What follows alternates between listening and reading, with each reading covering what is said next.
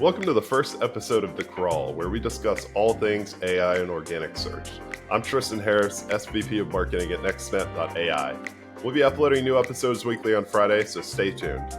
Today, though, I'm here with Logan Freedman, the Global Head of SEO and AI Search for ManyChat, to talk about what we're both seeing with AI search.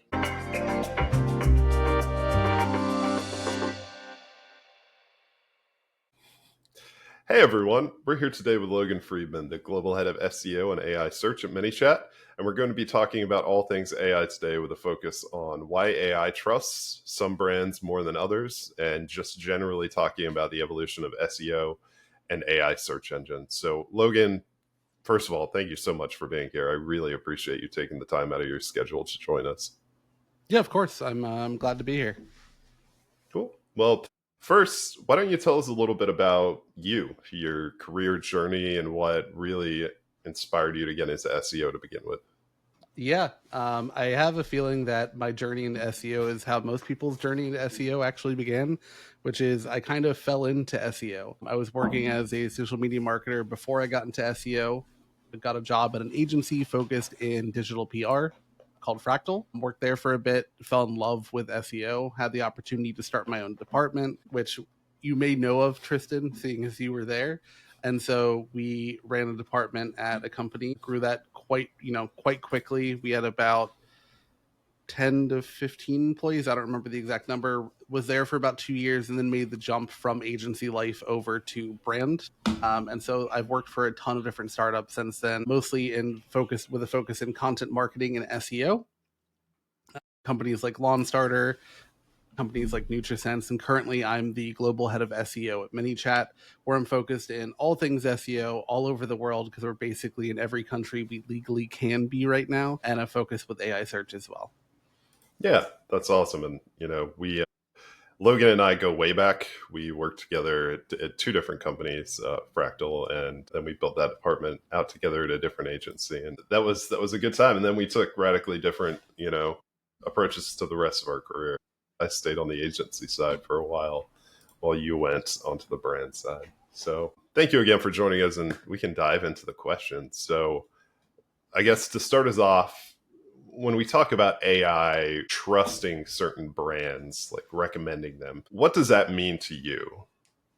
Yeah, so I think AI bridges the gap between what Google was trying to do and how people look at brands and how they trust brands. And so when you look at the Google side, Google does a okay job of trying to figure out trust scores through backlinks and a bunch of other things that matter, but it's very technical. What AI is trying to do is take a more human first approach, and they're looking at it as how a human would figure out whether or not the brand is actually trustworthy, right? So it's looking at not only the brand and what's on the website, but it's looking at, who's mentioning this brand, whether or not this brand has links to the writers that are writing blog articles necessarily, whether or not they are trustworthy, if they have the experience or the expertise behind it. And it's really looking at how a human would interpret whether or not a brand is trustworthy. They're looking at review sites, etc. So if you want to look at it in the most basic terms, AI is there to kind of do the work for you or replicate the research into whether or not the brand is actually trustworthy. Yeah, and this is a really interesting point that kind of leads into the next question. But something that has popped up even in our last podcast that we did was the importance of that local level reviews all the way up. So turning into it's no longer enough to just be really good at your own website showing up in search, right? Because now that's just one data point. It's no longer the end goal that people filter through to.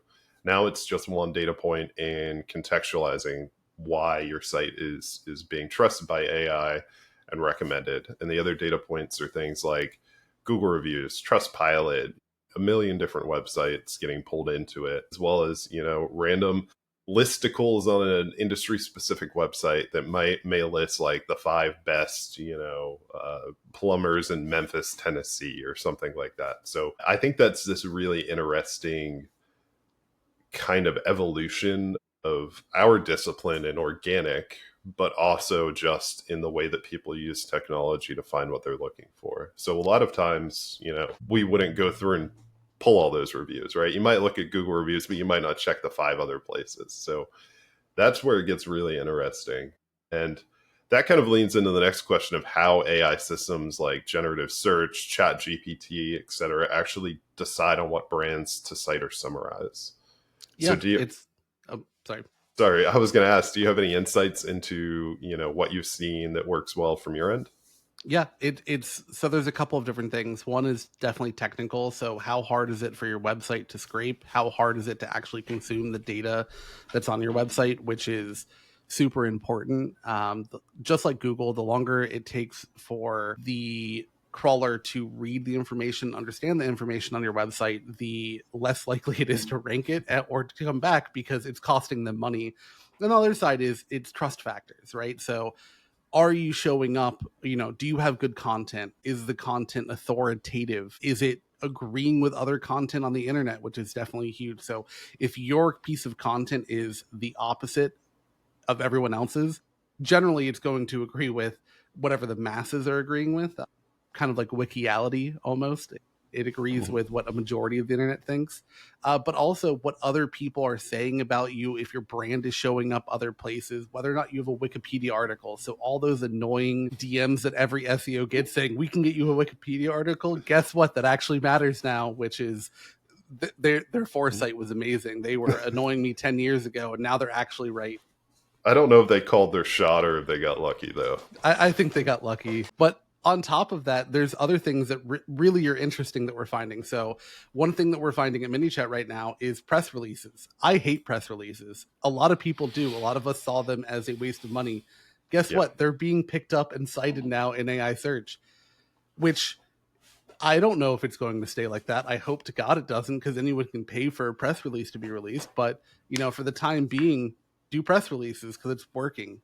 But the more that you can show up online, the better reviews that you can have, the more, like, even backlinks matter, brand mentions matter, your domain authority matters, people talking about you on social matters. Reddit is questionable on whether or not it matters right now. It could matter, it couldn't, we have no idea. But what you want to do is you want to focus on creating the best content that you have, that you can, on your website. Make it as authoritative as possible. Make sure you have all the technical signals there to make it easy to read and consume. And then on the other side is you want everyone talking about your brand as much as possible, and you want your brand to be known in the space as an expert of what you're trying to actually get picked up for in AI search. And if AI thinks that you are, the expert in, let's say we're social media automation. So if we're the social media automation expert in the field, if someone asks a question, most likely it's going to pick us up and reference us at least. Yeah, and something you said there kind of leads us to a question. I'll skip ahead a little bit, but do traditional SEO factors like backlinks, EEAT, content quality, etc., still carry weight in this environment? And I think it's interesting because we've seen some things that over the last few years have been very effective lose value in the face of AI search. But then we've seen things like the wiki, article side that we laughed off years ago kind of have this resurgence and come back to be valuable. So I'd be really interested on your take of, what you've seen that like, hey, actually, press releases aren't terrible anymore versus, you don't really have to worry about this. Yeah, the way that I look at it is we're fighting two battles at once, right? We desperately, as an SEO, I desperately want to get picked up by Google, but I also want to get picked up by any AI search tool like Perplexity or ChatGPT or even Gemini. And so what I'm focusing on as an SEO is not taking away things that don't matter to AI because they still matter to Google, but also like what I'm looking at adding on things. So all of the traditional EAT stuff, the backlinks that we're trying to build, internal linking, everything that we're doing from an SEO standpoint has stayed intact. We're now adding on different things. We're really focused on brand and how we look off site for AI search. And so I think the best move for any SEO out there right now that's trying to make this transition to AI search is don't take anything away. Everything still matters. Things may matter less to AI search, but it will still matter to Google. Make sure that you are appeasing both the Google god and the AI gods at the same time. Yeah, and I think that brings the point of EEAT, what that looks like, historically with Google, we all know. But what does that look like to these AI models, right? I don't think they're necessarily digging as deep as Google did in the past, but it's definitely more of a frequency rather than a depth play. I feel like just the frequency of brand mentions across top tier media, across different websites, different socials, etc. I feel like that is kind of the new EAT for AI search. Yeah, exactly. I look at AI search as like they have a short-term memory problem, as in that AI doesn't have object permanence. If it doesn't see it and it doesn't remember it's ever there, and so it's not going as deep as Google is. It's looking at things that are very recent, and so you want to be consistently in the media if possible, and that's harder to do for smaller companies. But if you're a larger company and you have budget, build out a PR team. It's going to matter. It matters now, but it's going to matter even more in the future. And I think that when you look at EAT from an AI's perspective, it's not looking at the same things that Google is. It's not going as deep, but it might be going to random websites that Google never thought of going or didn't give a lot of weight to see if that person's name, who's the writer of the blog, is showing up, or if the company's being mentioned. And we know that there are certain websites right now that are very, very good for AI search. So like getting on TechCrunch, for instance, awesome, super great. Getting Wikipedia, back to Wikipedia again, is super important for AI search. If I was, I mean, I do run the SEO function in my company, but if I was running anyone else's, I would heavily focus in digital PR and getting the people that work for you and also the company as much in the media as possible. You want to be a fungus, right? You want to grow into every little nook and cranny of the internet as fast as humanly possible, right? So you heard it here first, guys. You want to be fungus. Yeah. So I think that that's a very salient point. Digital PR is something that we have seen very strong results when it comes to actual traffic back to site and citations earned, more so than any other kind of traditional SEO play has been. And that's something that we've kind of heavily utilized. And I think that, kind of answers the question of, what can brands do to get trusted by AI and show up in search engine results? Is it traditional things like digital PR? Is it earning partnerships with other kind of industry specific websites and getting content there? Is it building out social? It's kind of all of the above, right? It's becoming that fungus that kind of infects everywhere and make sure you show up. And I think you had another really salient point that ties to the recency bias that we see in AI search. They don't have object permanence, right? And that's something that, obviously some models you can, tell it to remember a past conversation you've had or results you've seen. But for the most part, people aren't using it like that, especially in AI search on Google itself. So that's something that's really interesting, is how much of our focus now is kind of making sure that those signals are always being sent, not on a monthly or quarterly, kind of big PR push, but even weekly in some cases. Yeah, it's interesting the way that I'm looking at AI search, and this is a little bit off topic and not a direct answer, but I think that AI search, when you look at it, it's a way to review whether or not the marketing department at that company is good. If you really think about it, a true good marketing company has or a true good marketing branch in a company has nothing to worry about here, right? They're already doing PR. They already care about the reviews. They already care about partnerships and getting out there in the media all the time, like getting out there on different websites all of the time. I think what AI search is really going to hurt, especially with recency, is companies that don't really have great marketing functions to begin with, because they're not able to continuously get in the media. They're not able to continuously have partnerships or come out with really cool items or projects that are getting picked up. And so that goes back to like object permanence. I think that what's going to happen with AI search, and this is not the answer to your question, I'm sorry, but you brought something up that I just had a thought about. And I think that this is just basically, it's a great way to root out whether or not a marketing team is doing a good job holistically. And it's strange, right? Being an SEO in this space, because we're responsible for AI search, but there's so many different parts of the marketing function that are also contributors to whether or not we are successful. Mm-hmm. And so I think it's really important at this point for AI or for SEO teams to get involved with other members of the marketing department to ensure that everything is running well and basically being in the same marching line. I think that's very valid. I think that a lot of the things that we have traditionally done are reflective of what AI looks for. I think that it becomes very difficult for smaller teams and smaller companies to be able to have the reach necessary to be able to do this outside of maybe just a few very specific citations they focus on. And I think too that there's also a technical side to it that maybe traditionally wasn't heavily focused on at a lot of places. And that's kind of the side of making sure that your website and your content can be consumed and contextualized in a very, easy kind of way for these AI models. And I can't talk too much about something we're working on, but there's, a way towards that in the near future that we think will be pretty big. So everybody watching, stay tuned for that news in a few weeks. But yeah, it's definitely very important to kind of build out the base and the bones from a technical standpoint, but also make sure that you have that reach. And again, that's going to be incredibly difficult for smaller teams, but it also shouldn't be too difficult to, find a provider agency or something along those lines that can tick off some of those boxes and kind of be that extra bandwidth that some of those smaller teams need. Yeah.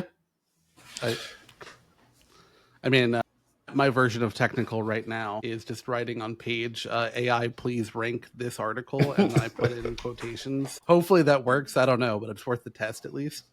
Yeah, I feel like we've always, both of us, had the test everything mentality and see what sticks. I don't have high hopes for that one, Logan, if I'm being honest, but you never know what'll pay off.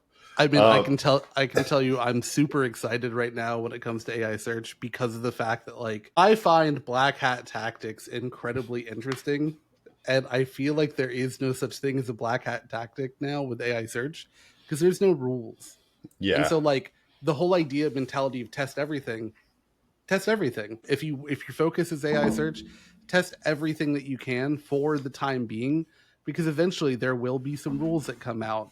And then you can't test those things. It could work. Right? So this is not an endorsement of black hat or gray hat SEO tactics by me specifically. I'm sure by you, Logan. That being said, yes, it's the Wild West when it comes to AI search right now. So test everything. Try to find a way to break it and get your brand and your companies listed first and foremost. I think that's, it feels very early days of Google to me. Yeah.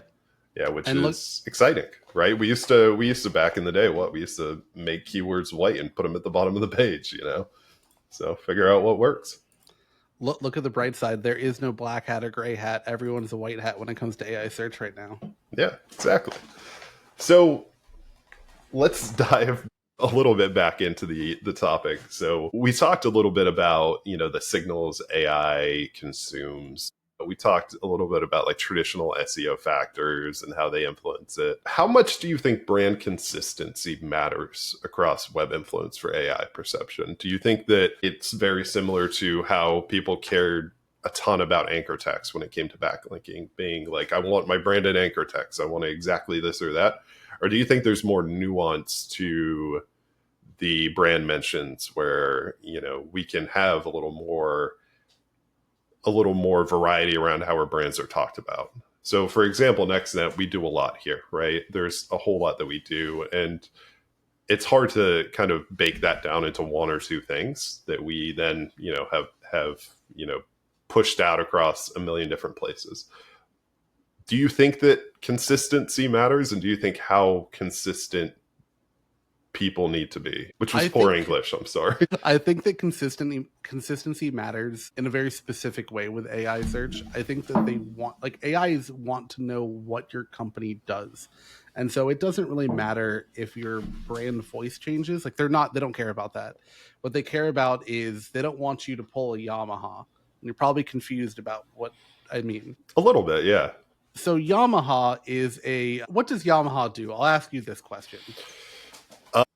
Let's see. They build dirt bikes and motorcycles. That's all I know. They also make instruments. Did you know that? They make pianos.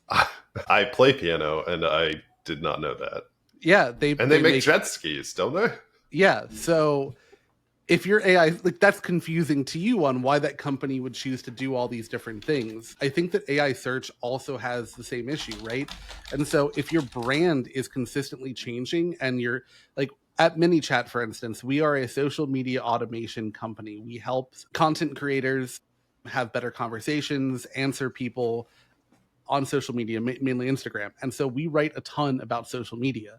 If all of a sudden we started talking about how to refuel your car and we got a bunch of brand mentions on how to refuel your car, that would be very confusing for AI. And so what you want with brand consistency is consistency focused on letting the AI know what you do and what you're the expert in so they can put you in the right category in its mind. If you don't have that consistency and you're pulling a Yamaha where you decide to, not only make jet skis, but also make a drum set and then make pianos, it doesn't really know what to do with you and it doesn't like the unknown. And so it's just going to turn around and not put you in the place that you might want to be. So I think that brand consistency is important in the sense that your brand and what you believe in and what you do is important, but I don't really care. Like, I think that they care about your logos being consistent online, but I don't think they care about brand voice necessarily changing a little bit. I don't think you have to be that worried if you want to try to change up your creative marketing a bit.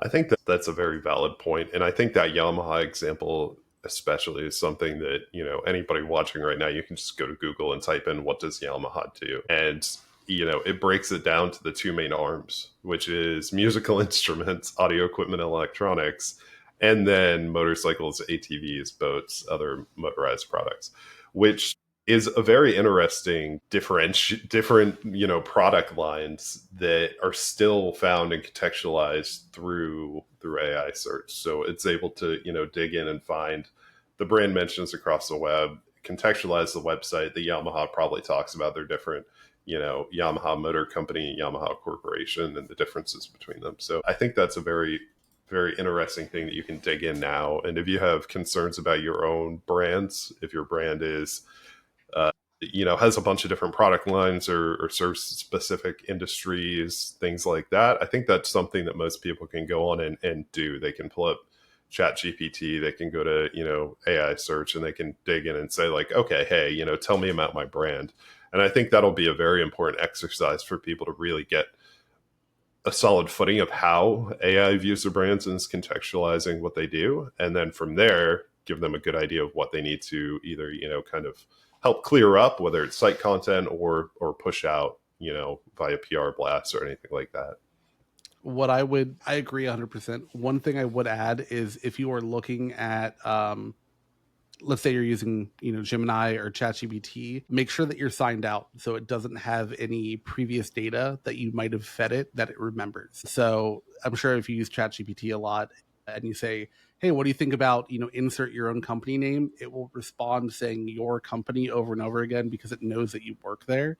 So make sure you log out so it doesn't have any of the information that you fed it on that session, and then ask what your company does. And it's pretty interesting. So like, we had a problem earlier in the year where ManyChat was showing up as a chatbot company. That's not all that we do, and so we really focused on making sure that we recategorized ourselves into overarching social media automations. Yeah, that's a great point. And I feel like a lot of marketers have used that trick to be like, no, see, we're getting cited when their boss asks what we're doing for AI search. So that's a very valid point. So I think that earlier on we outlined an interesting issue where we talked about how AI search is really can be viewed in the lens of, has your marketing team been doing the right things historically, right? Have they been moving in the right direction? We pointed out that for smaller brands or smaller emerging brands or smaller teams, that it can be really challenging not having those kind of resources at play. So how can smaller or emerging brands compete and get their names out there, especially if AI systems are being trained on data that kind of already favors big names? Yeah.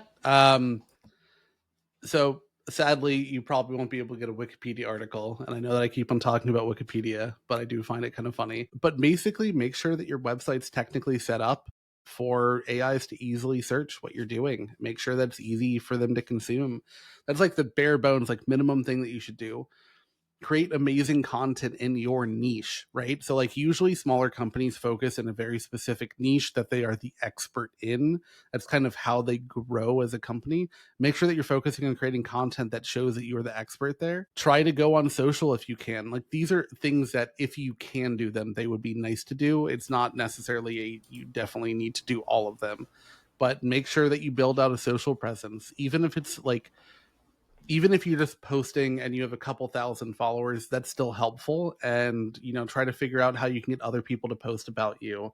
Reach out to different journalists that are in your niche, right? So if you're a clothing manufacturer, maybe that's like, I don't know, Clothing Monthly. I don't know clothing magazines or online journals, but try Clothing to Monthly, that's the big one. the biggest, yeah. But start doing little things, like try to replicate what larger brands are doing, but whatever you do, make sure that you're doing them very well and try to like put your heart and soul into them if you are a small brand. But try with one thing, and if you get that down really well, maybe you can add another thing. The worst thing that you can do is go out and try to do everything all at once, because you're going to fail, and you are not like, it's not going to work, and it's just going to be a waste of time. If you want to focus on social media, great. Social media can bring in, if you're selling physical products, a ton of people just through social media, and you'll get AI search benefits. If you want to do digital PR, you can buy a couple press releases, but just focus on one thing at a time, get those done, and then move on to the next things and start adding things on. I would add to that, niche down. And what I mean by that is, if you're that e-com brand and you're selling, a line of clothing, try to find the specific, unique niche clothing that you sell that doesn't have big competitors already in the market saturating it, or if it does, doesn't have many of them. Because one thing to remember is it's not a binary yes or no. It's not your brand gets recommended or whatever big brand competitor you have is. It's usually two, three, upwards of five or six in some cases, brands being recommended and compared against each other. So in those situations, there's definitely opportunity to have, when it lists out those pros and cons of those big brands versus yours, to have yours show up as like, this is, this specific niche is a specialty of theirs. They're a smaller company, they're regional, whatever it would be, whatever key differentiator you have against some of those big national brands.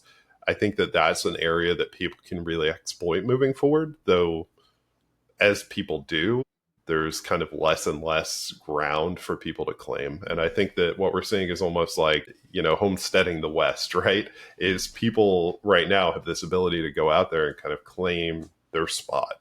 And I think that a lot of people are sleeping on that. And I think that that will be something that people look back in 2 or 3 years as the very same kind of way that people look back at, like, man, I wish I had bought that domain name back in 2000, or 1995. I wish I had bought, medicine.com. That would have been worth so much. I think people kind of see a similar thing with AI search, with like becoming specialty or specializing in specific topics and just really claiming those SERPs. Cool. So that brings up another point. When we're doing those comparisons in search, right? So when it's showing different brands and comparing them against each other, usually you can get lists of pros and cons depending on what you're prompting. But in the case of differing, conflicting info from different brands in these AI models, how do we know how it decides which is real and which is fake? Or do we know if the best way forward for it is to kind of simply present the opposing views and let the user decide? It depends on, I think, so it tries to learn what the user actually wants. So for me, I want, both views and then kind of the evidence behind both of them. Some people don't want that, and some people just want, tell me which one. And so I think it depends on how you are personally interacting with your AI search tool of choice, and it will learn. But I think I think default right now is it shows both points of view. And what it's trying, it doesn't trust anyone, by the way. What it's trying to do is it's trying to see who people are actually trusting the answers for, and then provide that as the more trustworthy of the answers. I don't think it's trying to make its own decisions on which one's more trustworthy and showing you one or the other, unless you force it to, and then it will. I think that's a very valid point. It kind of brings up the idea of like being cautious with how you're prompting. You don't want to introduce bias that will negatively impact your ability to consume data and find the correct answers and things down the road. And I think that's something that people need to be cognizant of, right? Kind of the same idea you talked about earlier, where making sure you log off so it doesn't just keep showing you your own brand is going to be something that people need to consider too moving forward. Is how do I avoid introducing bias towards a certain thing? Thank you. So that was a really insightful kind of answer. So what do you think is more important then? The kind of getting AI to trust a brand, or moving beyond that to get the trust of kind of the human audience at the other end? I think both. And I know that's probably not the best answer, but the way that I look at AI search is taking the middle of the funnel, of the sales funnel, and collapsing it, right? And so if you want to think about the sales funnel, you have top of the funnel, people find out about, whatever the problem is.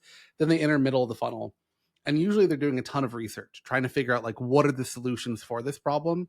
Well, that is now all being taken up by AI search for people that are using AI search. And I think that more and more people will use it as kind of like the middle of the funnel.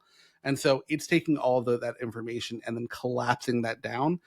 And so you really want AI search to trust and to recommend products to you. But what's happening, and we're seeing this a lot, is people are then going to Google and doing their own research after the fact to see whether or not what's showing up on AI search is trustworthy.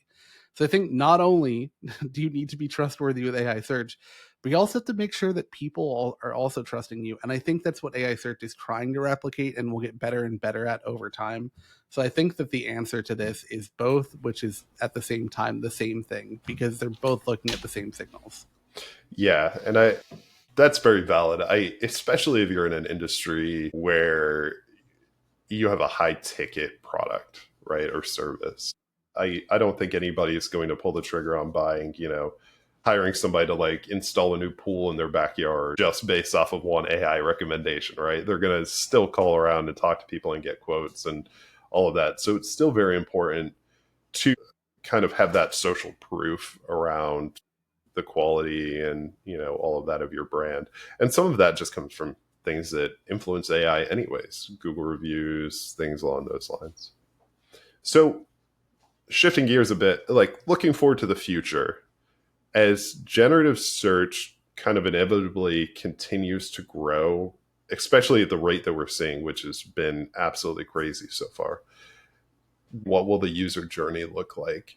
And how will people interact with your brand if they're no longer kind of going through Google, seeing 10 blue links and clicking straight to your website, falling into your site that's been optimized to keep them on page, move them down that funnel? You mentioned kind of the middle of the funnel collapsing. So how does all of this, kind of traditional user journey that we've been highly motivated to optimize and monetize, everything from CRO to SEO, et cetera, how does that look like if people are just getting fed answers in AI search and no longer clicking through? Hopefully that doesn't happen. I'll say that right off the bat. Hopefully that doesn't happen.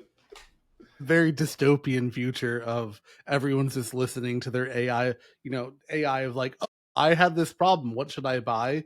That will be a nightmare, I think, without providing any information. I also think that that's not necessarily the way that it's going to happen.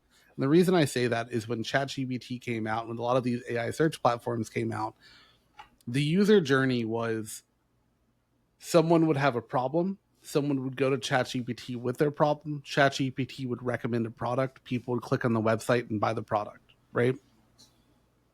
What we're seeing now is more and more people are not trusting AI. And so they are going to ChatGPT with their problem. ChatGPT is responding saying, here's some options for you. And then right after that, people are going on Google and doing more research and then looking at the company website.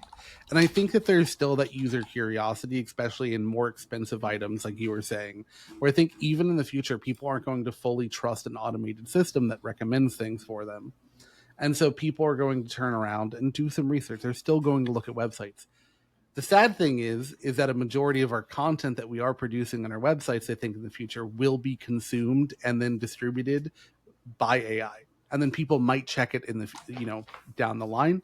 But a lot of the content that we'll be producing is going to be just feeding AIs to then regurgitate answers, because they are just an answer engine at the end of the day. Yeah, and something that's kind of interesting there is I think ecom becomes like the biggest interesting case study in that space, because if you go to like Google AI mode and you type in long sleeve yellow shirt, you get fed shopping results, right? So currently you can, I believe, purchase straight through there, or you can at least track price. You can compare against different websites and then find the website that you want to buy from and then go straight there. So you can't currently like add it to cart from there, but I'd be very surprised if platforms like Shopify, etc., haven't already started figuring out how to make that happen. So I think that'll be kind of an interesting case study of what happens when there's zero click but still product purchases. And I think ecom might become a very interesting battlefield for AI search and earning those kind of placements. Now, whether or not people actually utilize it or not, who knows, right? We're kind of ahead of that curve, but I think it could be very interesting. It could. What I'm worried about is monetization, right? So ChatGPT, other AI search platforms are going to want to monetize this, and whether or not they have an integration with Shopify, for instance, they're going to want to get part of the sale. That leads to increased pricing, or it leads to companies just not wanting to deal with ChatGPT or these AI search platforms in general. And I don't know where that goes. It will definitely be interesting in the future, but hopefully we don't have super mega Amazon out there with whoever wins the AI search battle, because that's basically what will happen. Yeah.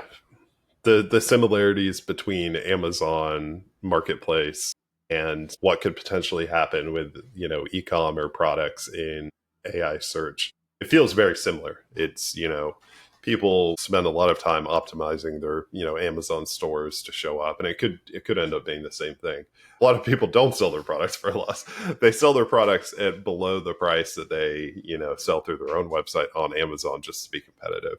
And I think that kind of ties into maybe that's the direction that shopping and AI search will go one day. But it's all speculation for now.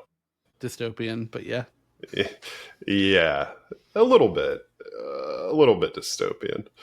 All right, so I'd like to do a little game of like hot take rapid fire questions. So I'm gonna ask you questions to get your hot take, and just kind of answer quickly with your initial thoughts. If you want to get super in depth on any of them, if you're really passionate about it, you're welcome to. Are you ready to go? All right, cool. So what's one thing SEOs are still getting wrong about AI? I think the biggest thing that they're getting wrong about AI is they're still looking at it from appeasing Google to, you always want to appease Google, but also not looking at it as like, as AI search or AI in general is all encompassing. It's not only just their own little mini department. They need to touch every single marketing department and work with every marketing department. A lot of SEOs out there just like trying to stay sheltered. Most SEOs are kind of, they don't really like working with every department necessarily. And they kind of are, I'm a nerd, so I'm going to call it. I feel personally attacked. Good. But yeah, I mean, we're a lot of SEOs out there are nerdy like I am, right? They're not necessarily the most extroverted people, but you need to get out there, you need to talk to the rest of the marketing team, because everything matters here. Yeah, I think that's valid. All right, next question. What's AI's next big impact on brand authority in one word? Or two. You can give me 2 words. I'll even allow 3. Scary. I think that's very, very on point. I don't think there's anybody in any marketing team that isn't at least uneasy about how they're going to work through everything with AI. and how, obviously any kind of big rapid change in any job that anybody does is wild, right? I think that it will be very interesting how people have to adjust and change and how roles kind of evolve towards this. So I think scary is true. I think a lot of times we get really hyped up about the cool stuff that's happening and kind of the changing tech.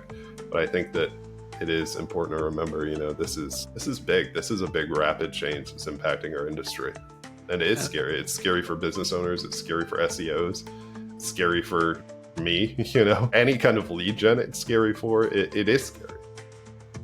And remember, for the 25th time, SEO is dead again. I've buried SEO every year for my entire career. So yep, I'll be burying it again next year. All right, next question. Name one myth about AI that you wish people would just stop repeating. It's a hard one. I would say it's not really a myth, but I feel a lot of people out there trust AI and don't do enough research into whether or not it's hallucinating, and they go to it for things that it's not great for.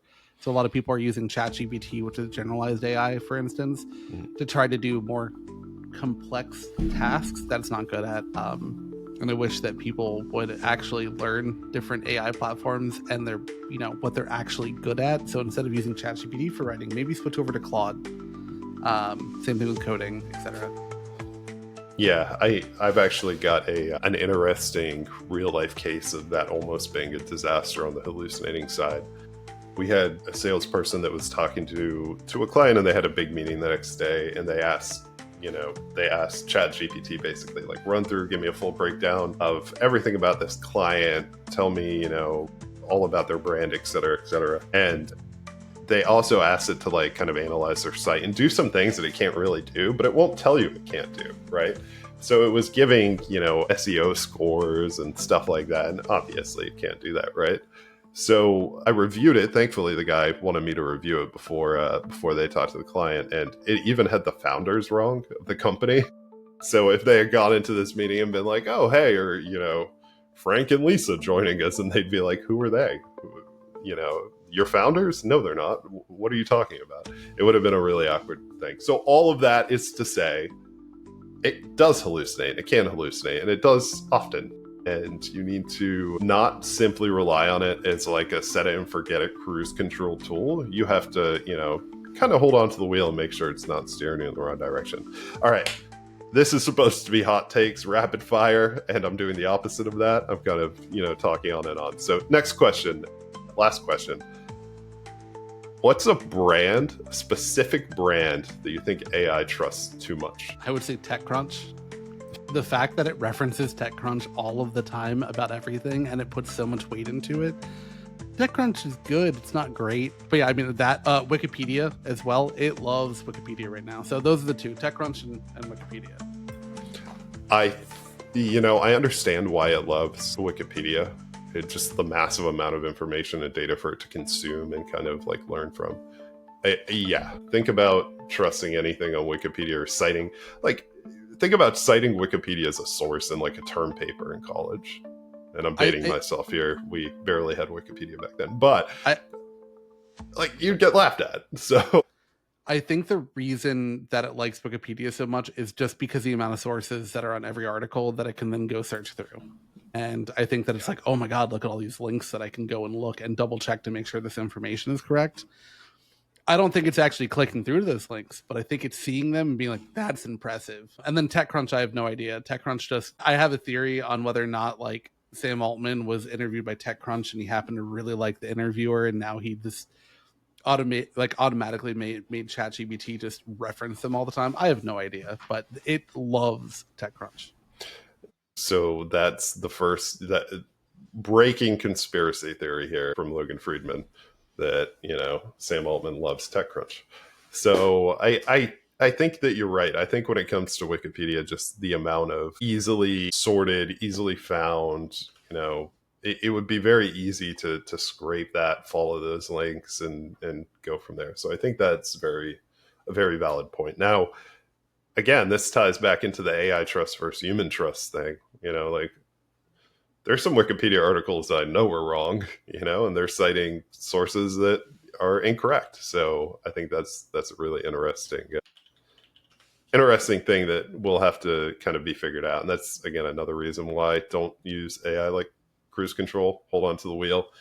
Can I inform you of something that I love about Wikipedia that goes into this about not Please. trusting everything? Please. So I love little fun facts. I have plenty of them. Do you know who Alan McMasters is? Okay, so back in like 2011, two college kids decided to edit a post about the toaster that said they changed the inventor of the toaster to Alan McMasters.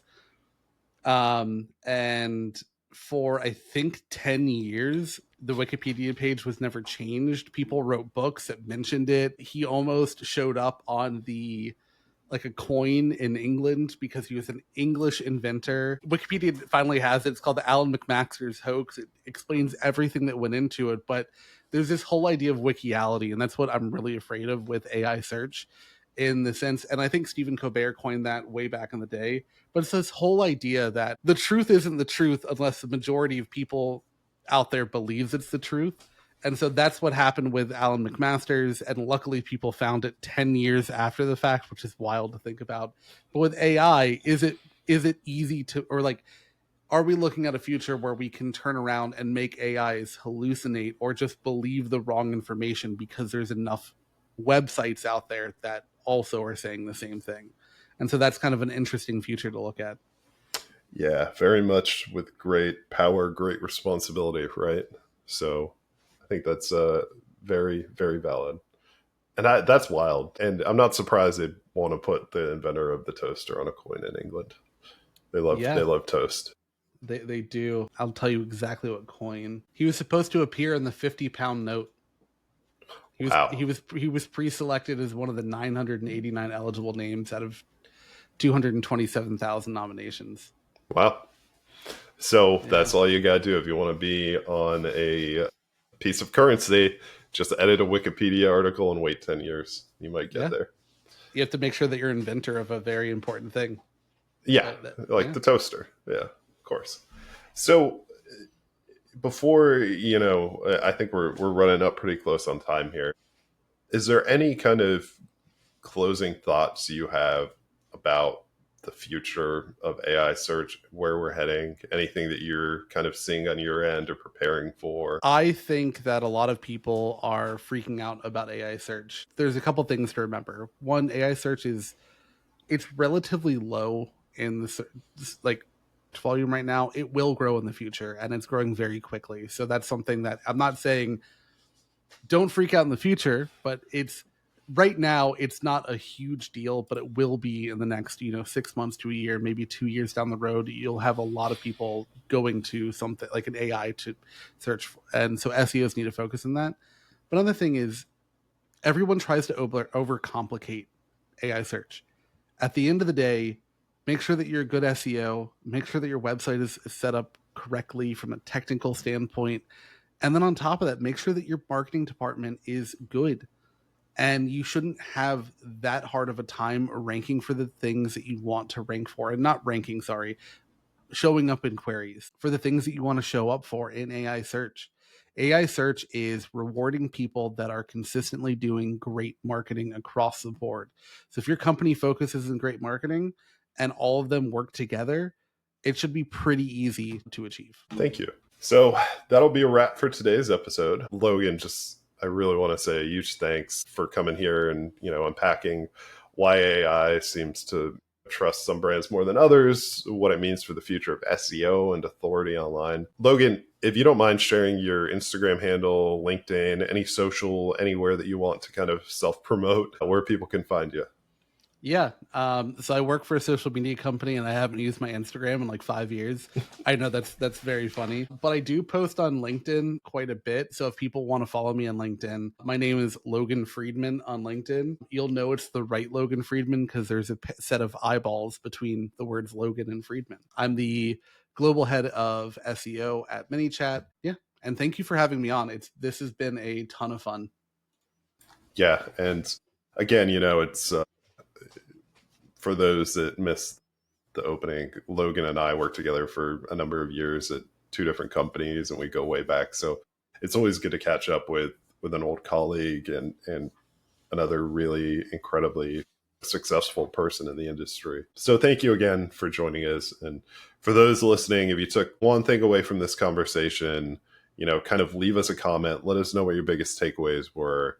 If you enjoyed the episode, I never thought I'd say this, but make sure to subscribe, leave a review, share it with somebody that you think should listen, the whole self-promotion side of it. And yeah, feel free to comment. Let us know what topic you want to hear about next. We will be trying to drop a new episode every Friday.